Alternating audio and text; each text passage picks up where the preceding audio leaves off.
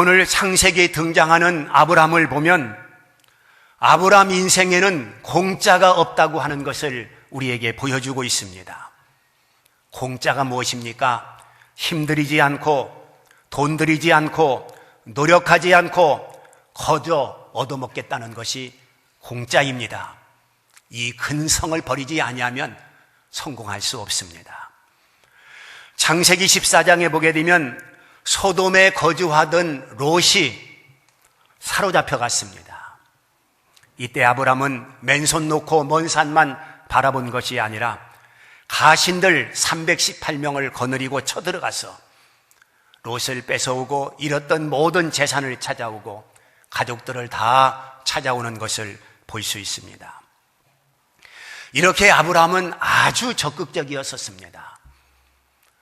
그리고 아브람은 매사 모든 일에 있어서 하나님을 의지하면서 사람의 책임을 다했던 것을 성경에서 보여주고 있습니다. 오늘 봉독해드린 창세기 23장을 한번 보겠습니다. 1절서부터 말씀을 보면 사라가 127세에 세상을 떠났습니다.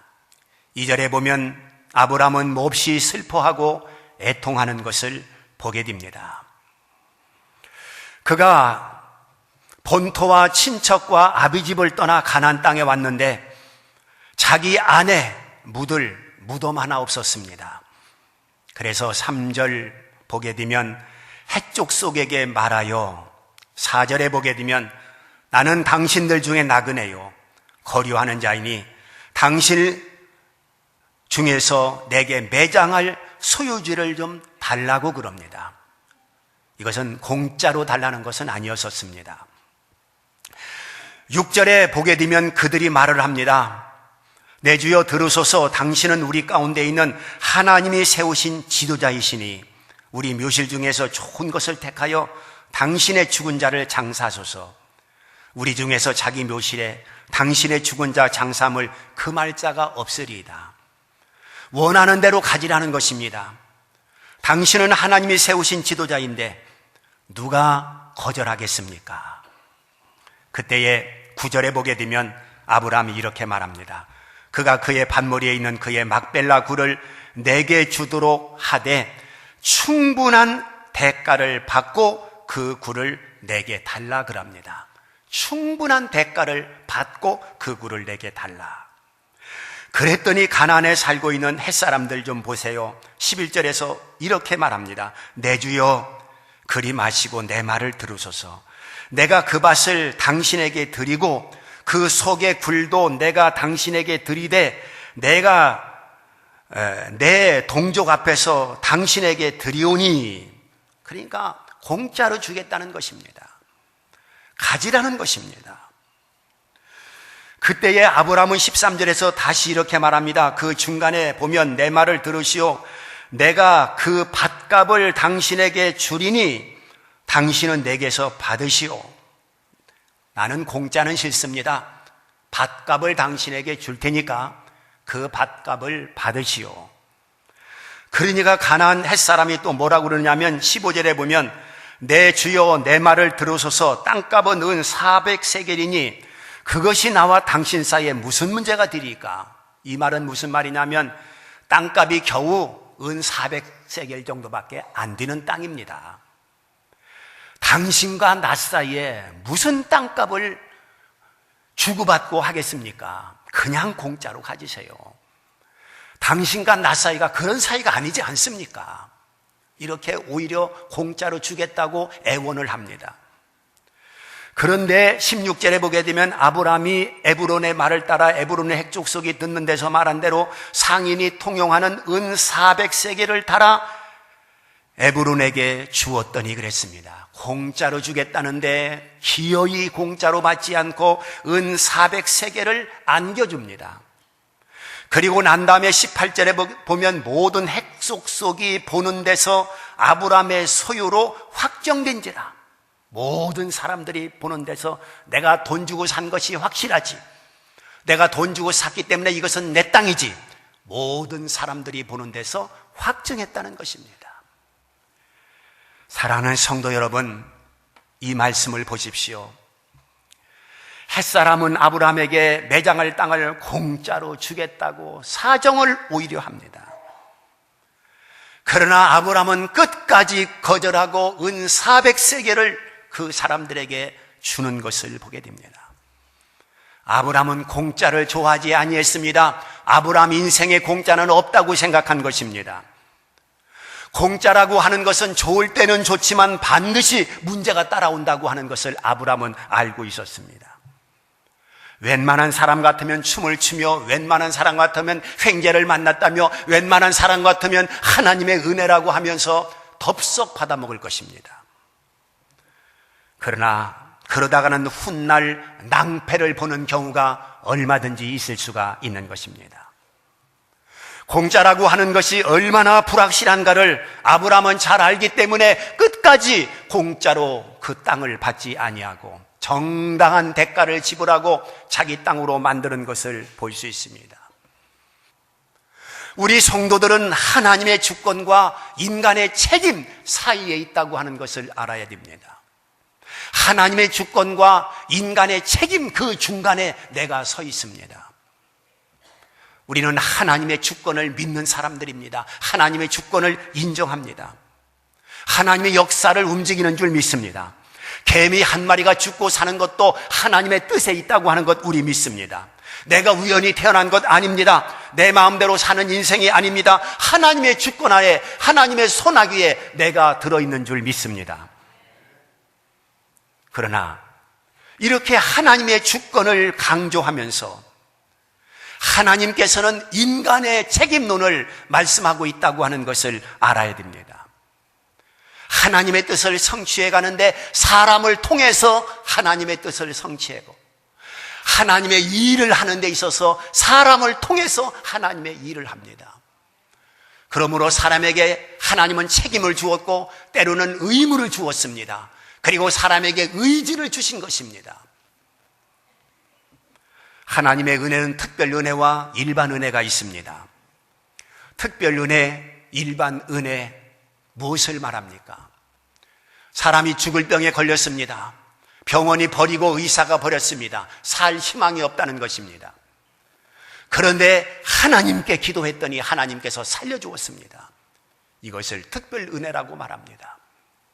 그러나 사람이 질병에 걸렸을 때에 의사의 손을 통해서 아니면 병원을 통해서 고침받을 수 있습니다. 이것을 일반 은혜라고 말합니다. 특별 은혜도 은혜요, 일반 은혜도 은혜입니다. 특별 은혜도 하나님께로부터, 일반 은혜도 하나님의 은혜로부터 오는 것입니다.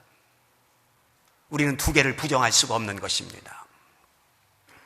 그러면 첫째 요한복음 11장에 나타난 인간의 책임론에 대해서 말씀을 드리겠습니다.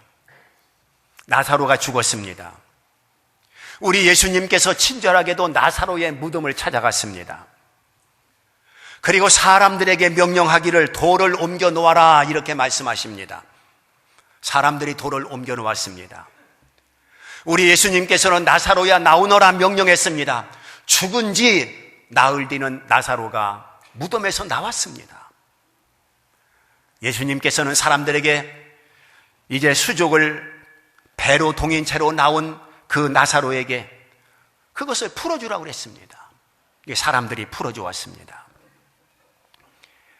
이 사건은 죽은 지 나흘이 되기 때문에 송장 썩는 냄새가 진동합니다.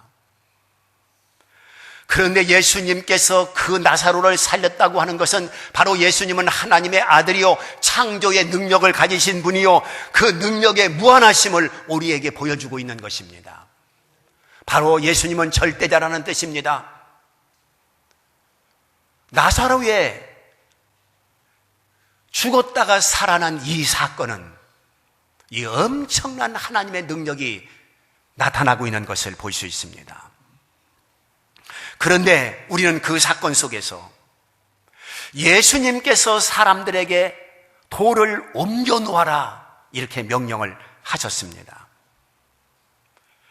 반은 예수님이 하시고 반은 사람이 하게 하신 것을 볼 수 있습니다.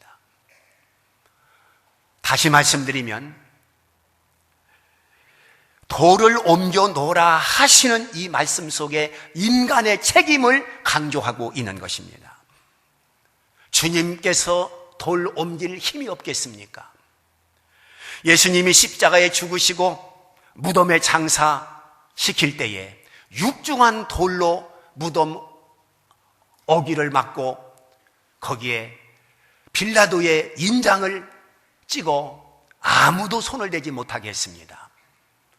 여인들이 새벽녘에 예수님의 무덤을 찾아갔을 때 그들이 염려하고 근심하고 고민한 것이 무엇이냐? 누가 돌을 굴려줄까였었습니다. 그런데 무덤에 가니까 이미 돌이 굴려져 있습니다. 어떻게 된 영문입니까? 성경은 이렇게 밝혀놓고 있습니다. 마태복음 28장 2절에 보게 되면 하늘로부터 천사가 내려와 그 돌을 굴려냈다라고, 그 돌이 굴려진 이유를 성경에서 밝혀놓고 있습니다. 천사가 내려와서 그 돌을 굴려냈다는 것입니다. 그러면 나사로의 무덤 앞에 서 있는 예수님께서 명령하시면, 말씀하시면 천사가 내려와 그 돌을 굴려내지 않겠습니까? 그런데 주님께서는 사람들에게 돌을 치우라고 말씀을 하십니다. 바로 예수님은 인간의 책임과 인간의 의무를 여기서 말씀하고 계시는 것입니다. 사람이 감당해야 할 인간의 의지를 우리 주님께서는 대단히 중요하게 생각하신 것입니다. 예수님은 예수님만이 하실 수 있는 일은 예수님이 하시고, 사람이 할 수 있는 일은 사람에게 맡기시는 것을 보여주고 있습니다. 그런데 사람이 할 수 있는 일을 사람이 하지 않고 하나님이 나에게 하라고 한 그 일까지도 내가 하지 않고 하나님이 응답을 안 해주었느니, 또 하나님이 이루어주지 아니했느니, 이런 불만과 불평을 가지는 것은, 이것은 불신앙적인 태도인 것입니다. 오늘 골방신앙 대단히 귀합니다. 그러나 골방신앙이 전부는 아닌 것입니다. 때로는 골방 문도 열어야 되는 것입니다. 그래야 세상에 빛이 될 수 있고, 그래야 세상에 소금이 될 수 있기 때문에 그런 것입니다. 우리 예수님은 두 가지를 다 말씀했습니다. 골방에 들어가 문을 닫고 하나님 앞에 기도하라는 것입니다. 골방 신학입니다. 또 말씀하십니다. 너희는 세상의 소금이니 너희는 세상의 빛이니, 이렇게 말씀하시면서 성도들의 책임을 부여해 주시는 것을 알 수 있습니다. 두 번째는 고린도전서 3장 6절 8절에 나타난 인간의 책임에 대해서 말씀을 드립니다. 거기 말씀을 보게 되면 나는 심었고 아볼로는 물을 주었으되 오직 하나님께서 자라나게 하셨나니 그런즉 심는 이와 물 주기는 아무것도 아니로되 오직 자라게 하시는 이는 하나님뿐이니라, 이렇게 말씀하고 있습니다. 이 말씀은 하나님께서 우리에게 부여해 주신 책임은 무엇이냐면 복음을 심는 일, 그리고 가르치는 일, 이것을 우리에게 맡겨 주었습니다. 그러므로 복음을 증거하는 일은 사람 책임입니다. 그리고 말씀을 가르치는 일도 사람 책임입니다. 그래서 하나님께서 교회를 세워주신 것입니다.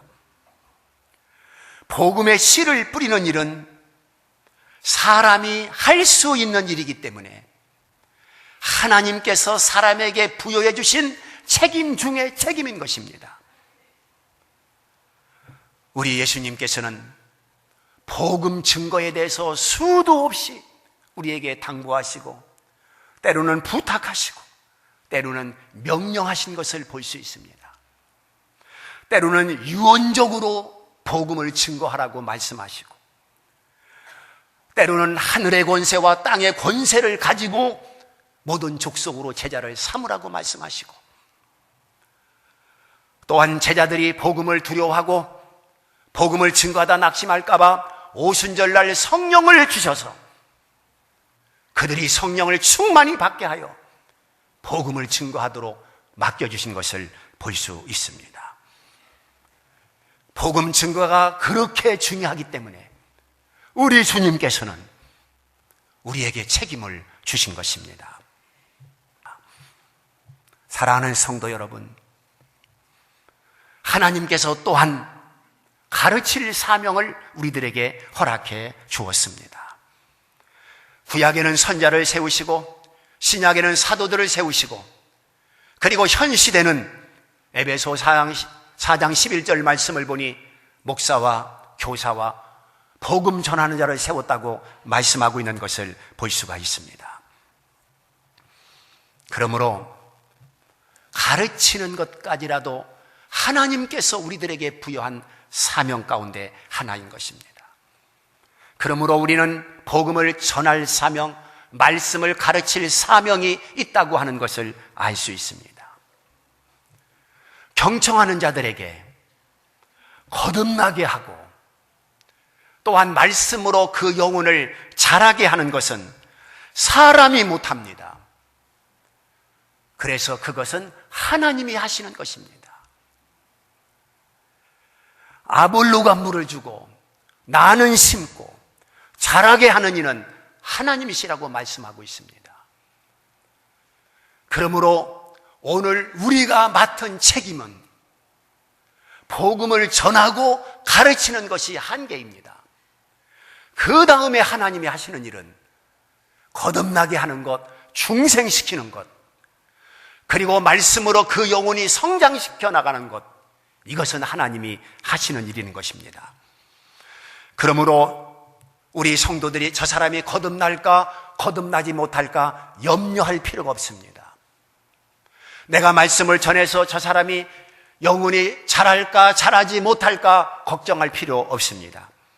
그것은 내 소관이 아니고 주님께서 하시는 일이고 나의 책임은 복음을 증거하는 일이요 그리고 가르치는 일이라고 하는 것을 말씀하고 있기 때문에 그런 것입니다. 믿고 안 믿고 염려할 필요가 없습니다. 믿고 안 믿고는 하나님이 하시는 일입니다. 그러므로 우리는 전할 사명이 있고 가르칠 사명이 있고 이것만 충실하면 그 나머지는 주님께서 책임져 주시는 줄 믿습니다. 세 번째는 마태복음 25장 달란트의 비유에서 보여준 인간의 책임에 대해서 말씀을 드리겠습니다.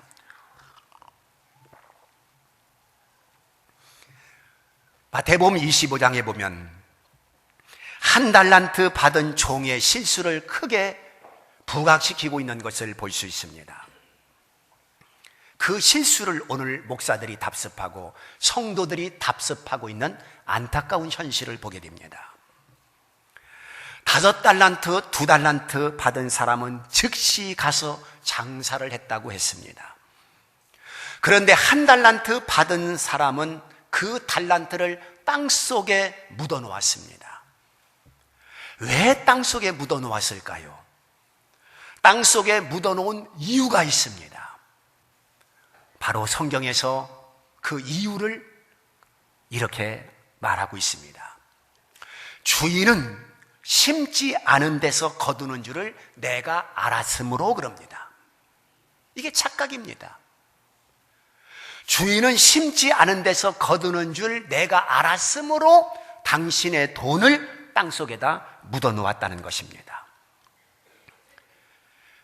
이 어리석은 1달란트 받은 사람의 내용은 무슨 말이냐면 당신은 능력이 많은 사람이기 때문에 콩을 안 심어도 콩 나게 하고 팥을 안 심어도 팥 나게 하시는 그러한 능력자이기 때문에 내가 땅속에 묻어놔도 당신의 능력이라면 그게 10배가 되든 20배가 되든 얼마든지 할 수 있지 않습니까? 그래서 묻어놨다는 거예요. 맞는 말입니다.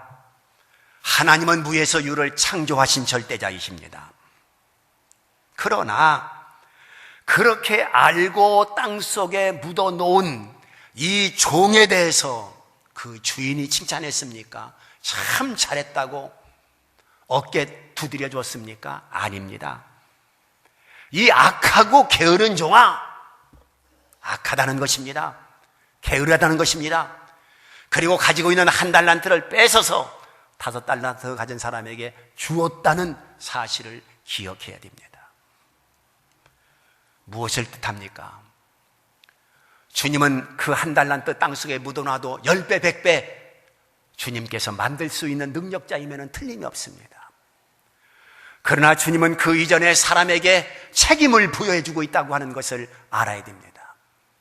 사람이 할 수 있는 일조차 하지 아니하고 하나님 앞에 미루는 것은 신앙적인 태도가 아니라고 하는 것을 우리에게 말씀하고 있는 것입니다.